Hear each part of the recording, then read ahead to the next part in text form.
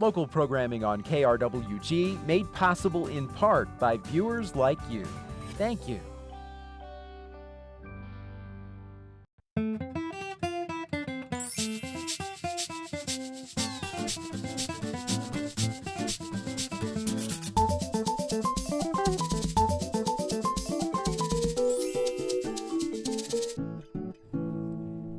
Welcome to Fronteras, Changing America. I'm Edmundo Resendez.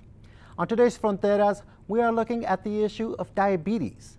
Diagnosed at 10 years old with diabetes, high school student Chris won't let his medical condition overshadow his love of baseball.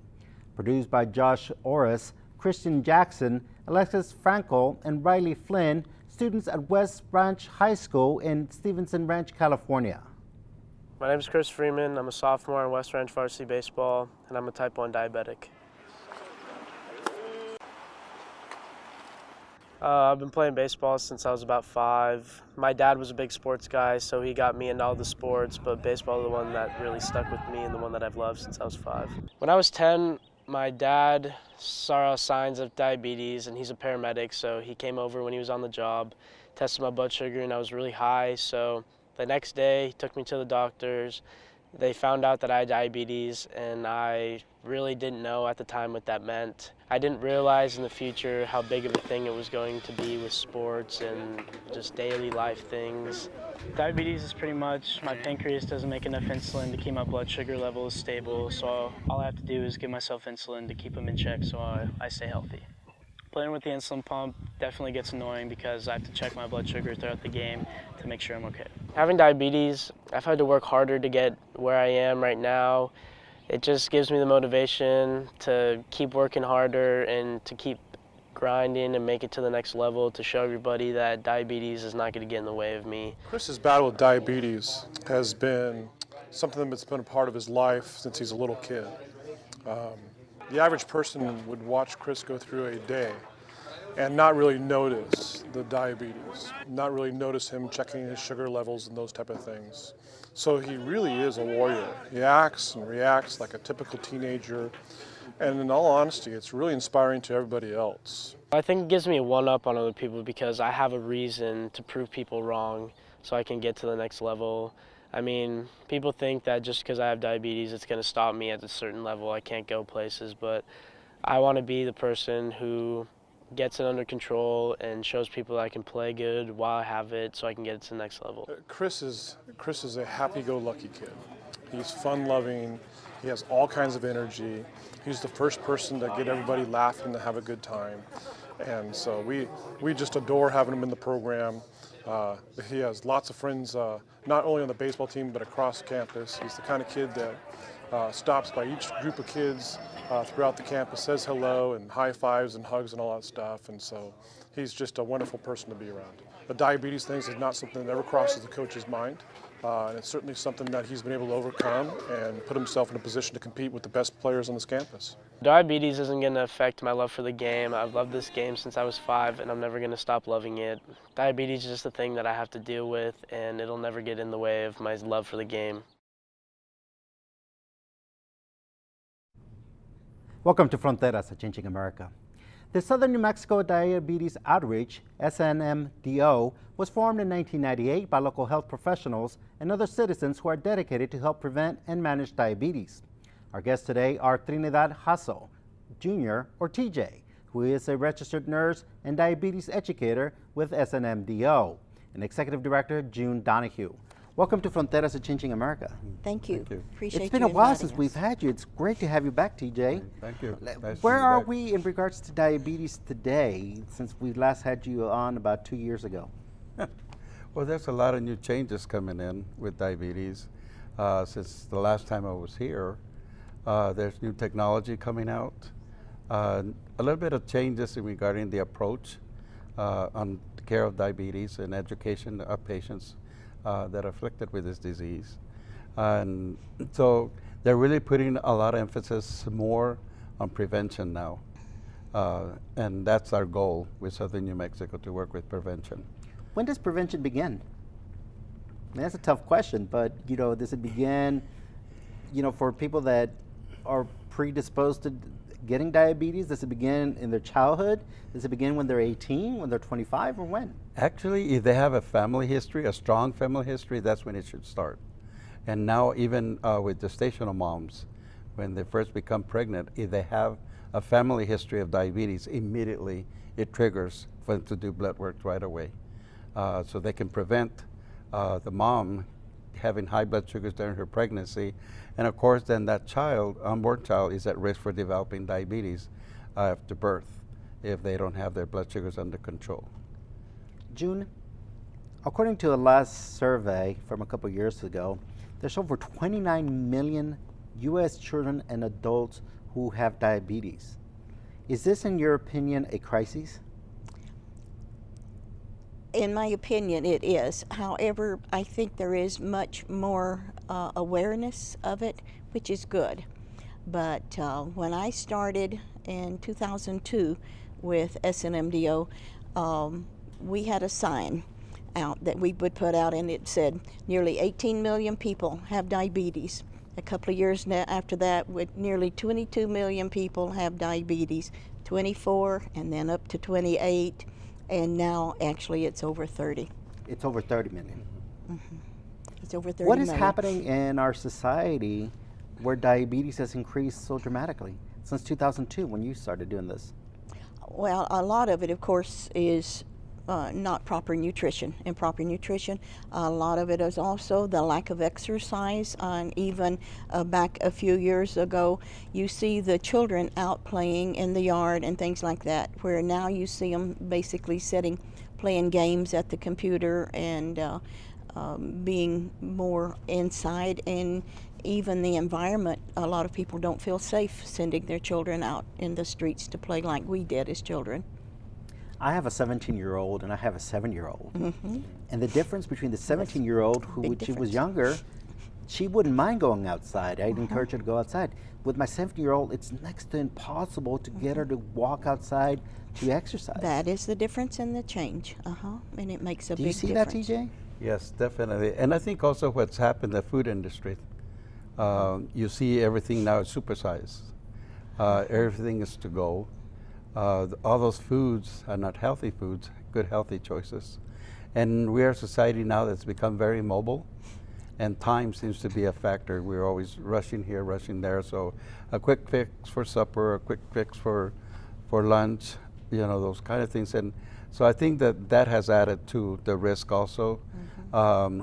And like June mentioned, there's not that activity with the younger kids anymore. I have grandkids also, and they're already on their little tablets and whatnot, entertaining. And you're going, you should go outside. Maybe you should go be playing out there. So there's less activity that the kids are out there, and so they're not burning all those energy, what we call the carbs that they're consuming. What do parents like myself need to do to get our kids to go out more? I mean, I consider my neighborhood to be relatively safe, and I mean, taking them to the park. But are children just now predisposed to not want to do outdoor activities? I think that if families do activities together, and particularly if you invite friends, that the children will pick up on it. A few years back, we had a program citywide here that we actually were part of, and it was amazing when we provided this, how many people came out. At the end of it, we did it for 5 years, and at the end of it, we would have 600 and 700 people. And the parents would be out playing ball with the kids, and they'd be playing with each other, but they'd also be playing with their parents and things. And I think it's a good role model for one thing. And secondly, they find out it really is fun. TJ, let's talk about the types of diabetes that are out there. There's 2 types. What are they? The type 1 is usually the children, juveniles, and it can hit at anyone under the age of 30, which happens that the pancreas all of a sudden stops producing insulin. They still haven't really found what causes that. Some say it could be environmental. Some say it could be a virus that attacked the pancreas and knocked it out. So there's a lot of things that are still doing research of what is the main cause of type 1. And then type 2, of course, it's a lack of diet and exercise. and of course our foods, not taking care of ourselves, being inactive. There's a lot of positions now that just require for you to sit behind a computer all day, a very sediment life. And usually they say, you know, you should be getting up at least every hour, maybe walking around for 15, 20 minutes before resuming again to sort of stimulate your body in your metabolic system. So that's type 2, yeah. I first became aware of SNMDO back in 2002 when I first moved into the Las Cruces area.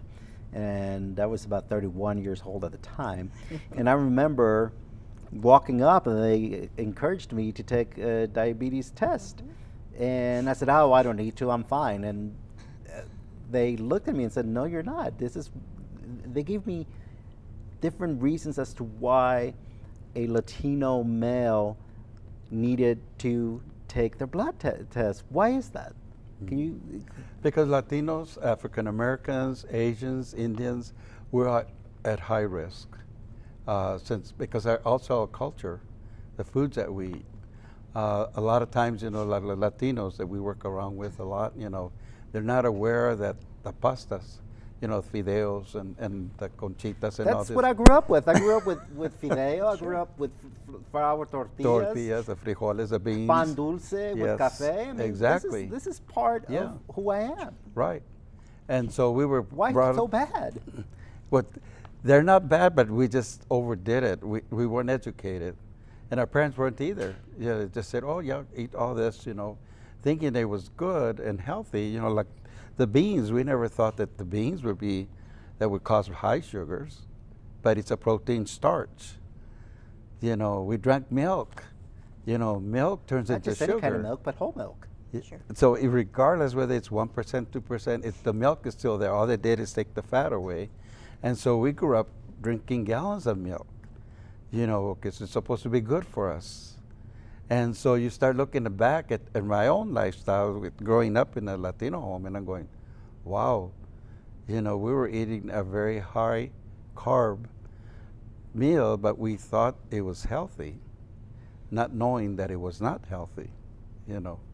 June, why is it that every couple of years the food industry comes out and says, this is good for you, eggs are bad for you, no, never mind, eggs are good for you? I mean, how confusing is this for people that are trying to keep up with their diets? It is terribly confusing, and a lot of it is they just did not research it thoroughly. Also, you can look at whoever pays for the research and see how it comes out. If it comes out in their favor, then you may want to question and do some research on your own. Okay, so twice a year I get my blood work done. Mm-hmm. And I'm happy to report that my blood sugar is way down, Good. According to my blood test, but it's taken some work. Sure. It has taken a lot of commitment on my end, my wife's end, to make sure that I stay away from pizza, that I stay away from flour tortillas. That's somebody that is educated, again, as a result of coming in contact with SNMDO, you know, in 2002. But what do you do for people that are not educated, that don't have this kind of information before them? How do you go about it, TJ, in trying to reach out to them? I think what it is putting out educational information out, you know, like working with the community centers, making awareness, making healthy choices on food choices. You know, I think that's one of the biggest things, is trying to educate them, and that the food choices, especially here, you know, eating the Latino foods, yet yes, you can still have enchiladas and you can have some beans and rice, but all in portion sizes. That's the whole thing right there, is portion sizes. So in educating them that yes, you can have this tamal, but you're not going to eat a dozen of them. You know, we're used to just overdoing it. And that's something that my mother, who was diagnosed with diabetes, that's something that she said, it's like, mijo, they've taken away everything from me. It's like, no, Mom, they're limiting you in what you can eat. Right. And that's it. And it's in portions. Yes. June, what are some challenges that exist in trying to do outreach and trying to educate people about diabetes? Well, one of the largest challenges, like we did screenings today, and like you, when they walk in and you ask if they'd like to be screened for diabetes, and they say, no, thank you, I'm good, and walk on by. Are they is- good? And we don't know whether they are or aren't, and neither do they. One thing, and TJ will tell you, with diabetes, a lot of people run around with diabetes for 10 years before they ever are diagnosed because they won't get checked. And it's not like catching a cold or some flu to where you feel sick. It is such a gradual thing that it's not an immediate feeling that, you know, something's wrong. And so by the time they're diagnosed, many of them already have complications such as vision, neuropathy, kidney disease, and things like this. Let's talk about pre-diabetes, TJ. What are some symptoms of pre-diabetes? I have them here. The signs of pre-diabetes: tiredness, and just you barely sit down and you fall asleep. Because remember, that happens a lot because your sugar starts to rise. So your body's trying to compensate there. Needing to urinate often is another sign. And especially getting up at night, frequent urination. Sudden weight loss. Because remember, when your pancreas is producing insulin, but not enough, so the body's trying to get energy from somewhere, so it's going to get it from the muscles.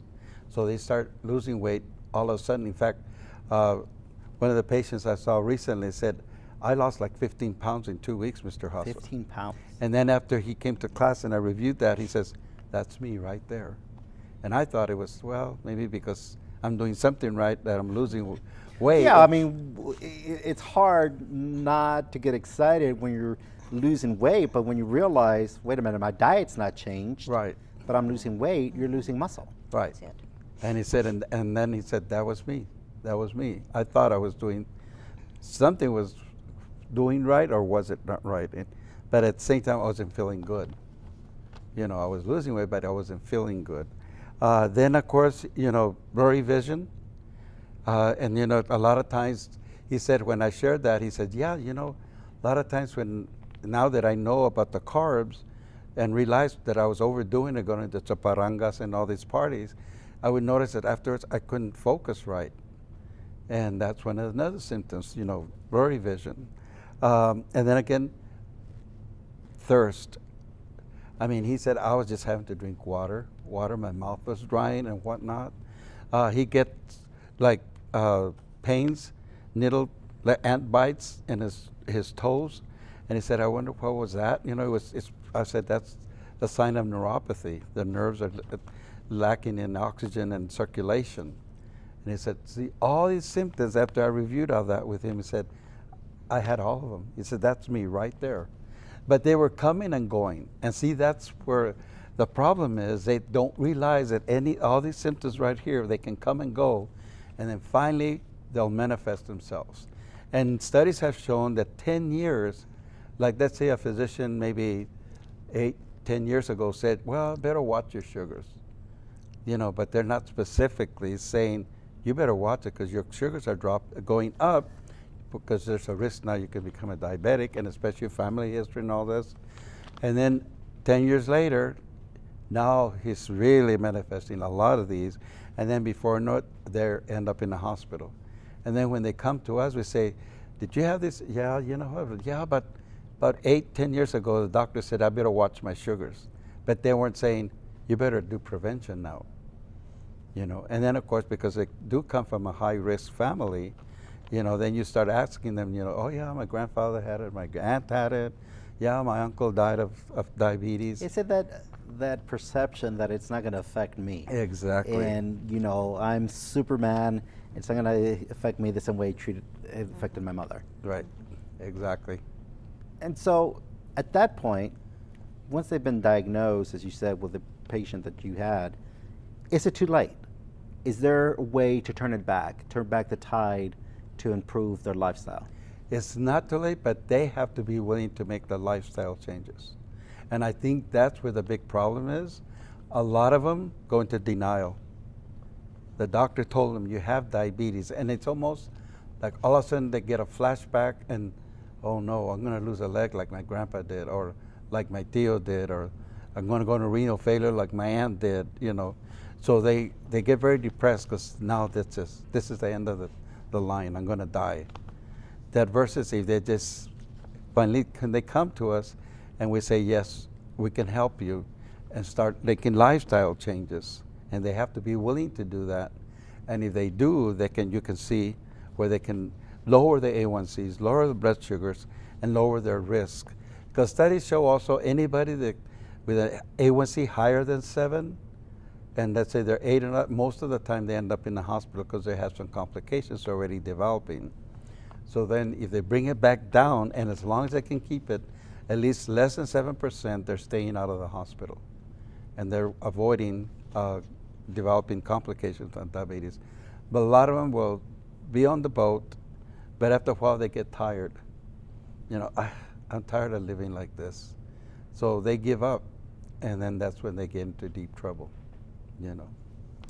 June, for somebody that has just been diagnosed with diabetes, how treatable is diabetes?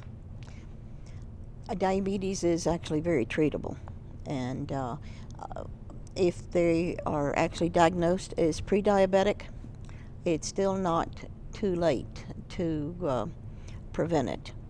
1 out of 7 at least can avoid diabetes completely if they will learn. Education is the key.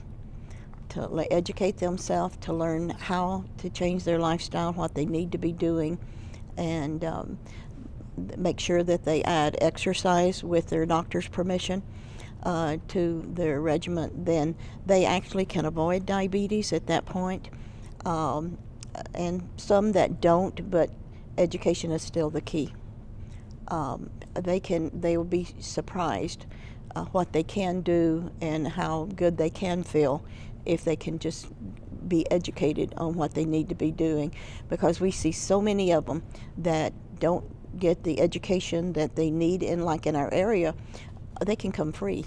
It doesn't cost them anything to do that, but they don't know to do that, and so they're doing all the wrong things. They're eating the wrong foods. They're avoiding everything that's making their life miserable, and it's not a lifestyle change that they can accept. And so education will make a big difference in their ability to maintain their proper lifestyle and control their diabetes.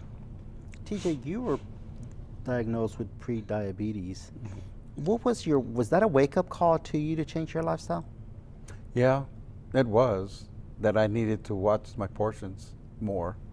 Because like I say, I do have a strong family history of diabetes. Both my parents died of diabetes complications. And then I have a brother also. So I knew it was there. I knew the risk was there. But I think, again, I thought it's invincible. Well, I know about diabetes and all this. But then when the reality hit that, oh, guess what? You're at that risk. You're pre-diabetic. And I go, I need to watch it now and not progress to go any higher than 7%. So I fluctuate because, the A1C from 5.7 to 6.4, you're at risk. Then from 6.5 to 7, you're already pre-diabetic. So I've been fluctuating between those levels, But again, it's staying active, watching what I eat. That's the key right there. It's just watching. And of course, as you get older, your metabolic system starts to slow down. So I need to do a little bit more, watch my portions, those kind of things, And especially now with the holidays, did you know, some patients will tell me, I lost 15 pounds this past year, but after the holidays, starting January, I gained 15 pounds, Mr. Jasso, like this, because those calories, those carbs, help you gain weight so fast, but it's harder to lose them. And so I say that's a come you have to try and stay as much as you can on board with your diet. Yes, you can go to those parties and whatnot, but you're going to take small portions. And then if they're dancing out there, go out there, because that exercise, dancing is an exercise, so you can take control of that also. June, where can people find SNMDO. You guys are literally at a lot of public events, and you get out there. We are at a lot of public events. We usually have about 33 screenings out in the community each year, and these are screenings that are almost 100% open to the public, and they can come and get free screenings. We always do glucose and blood pressures and BMIs if anyone asks for it. A lot of people don't want to know what their BMI is. If we screen, we screen in the van a lot with Blue Cross Blue Shield. When we do that, we add cholesterol. We can do cholesterol, glucose, and blood pressures with them, and they're welcome to come and get checked.